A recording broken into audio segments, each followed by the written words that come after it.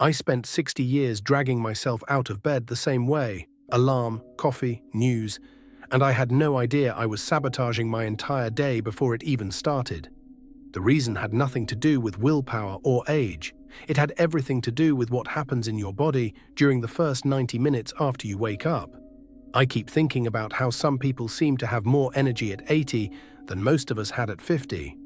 Take Donald Keene, the scholar who translated Japanese literature for 7 decades.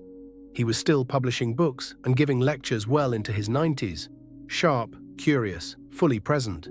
Or Tao Porchon Lynch, who taught yoga classes at 100 years old, up before dawn every morning, moving through sun salutations like time had simply forgotten about her. These weren't genetic miracles. They were people who understood something most of us miss entirely. You and I both know what a typical morning looks like after 60. You wake up, you're stiff, maybe your joints ache, and the easiest thing in the world is to reach for that phone or flip on the television. And I'll be honest with you, that's exactly what I did for years. I thought the morning was just something to get through before the real day started. Nobody told me this. I had to find it out the hard way. The morning isn't the prelude to your day. It is your day, compressed into its most powerful form. Here's what actually happens when you open your eyes. Your cortisol, that's your body's natural wake-up signal, peaks about 30 minutes after you get out of bed. This is called the cortisol awakening response. It's supposed to give you alertness, focus, energy. But here's the problem: if you immediately flood your system with caffeine or stress from news headlines, you blunt that natural surge. You're essentially telling your body you don't trust it to wake you up on its own. A 2021 study from the University of Bath found that drinking coffee before eating breakfast significantly impaired blood sugar control for the rest of the morning. The researchers were surprised by how much that single habit affected metabolism hours later. Everything they told me about getting older turned out to be backwards. I thought I needed more coffee to compensate for feeling tired. What I actually needed was to stop interfering with what my body was already trying to do.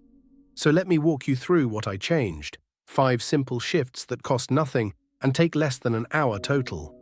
No need to pause and screenshot any of this. I've put the entire action list in a free checklist, completely free, link in the description. The first thing I do now is get outside within the first 30 minutes of waking. I don't mean a 5-mile hike. I mean stepping onto my back porch with bare feet if it's warm enough, or just standing by an open window in winter. Natural morning light tells your brain to shut down melatonin production. That's the hormone that makes you sleepy, and it sets your circadian rhythm for the entire day. A study from Northwestern University found that people who got most of their light exposure early in the morning had lower body mass indexes and better sleep than those who got their light later. Same amount of light, different timing, completely different results. The second shift was water before coffee. I keep a glass on my nightstand now. After 6 to 8 hours without fluids, your body is mildly dehydrated, and dehydration affects cognitive function more than most people realize. I'm not saying give up coffee. I still have my cup. I just have it after I've had water, after I've been awake for at least an hour, and almost always after I've eaten something. That lets the cortisol do its job first. Third, and this one surprised me the most, I started moving before I started thinking. Not exercise exactly, just 5 to 10 minutes of gentle stretching or walking around the house. Your joints produce something called synovial fluid, which lubricates your cartilage, but it doesn't flow until you move. If you're anything like I was, you wake up stiff and assume that's just age. It's not. It's stagnation. A 2019 study in the Journal of Aging and Physical Activity found that older adults who did even light morning movement reported significantly less joint pain throughout the day. The movement came first, the relief followed. Fourth, I delayed the news. I used to turn on the television the moment I woke up. Now I wait at least an hour, sometimes 2. This isn't about ignorance. I still follow what's happening in the world, but I stopped letting other people's crises be the first thing I put in my mind each day.